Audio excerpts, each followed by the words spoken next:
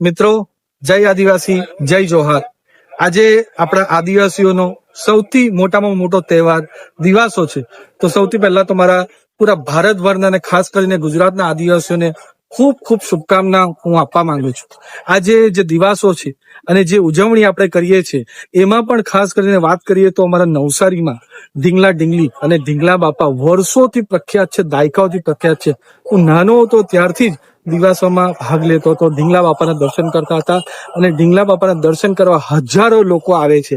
આજે લોકસભા ચાલુ હોવાથી મારે નવસારી ના આવાયું એના માટે હું દિલથી માફી માંગુ છું, પણ હું આશા કરું છું કે મારા બધા આદિવાસી ભાઈઓ બહેનો જે પૂરા વિસ્તારના દક્ષિણ ગુજરાતમાં આજે નવસારીમાં જમા થવાના છે એ બધાને હું શુભકામના આપું છું કે તમે હર્ષોલ્લાસ સાથે આજે આપણે દિવાસો અને ઢીંગલા બાપાની શોભાયાત્રા કાઢો.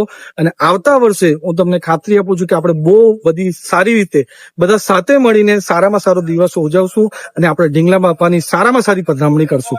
જય આદિવાસી, જય જોહાર.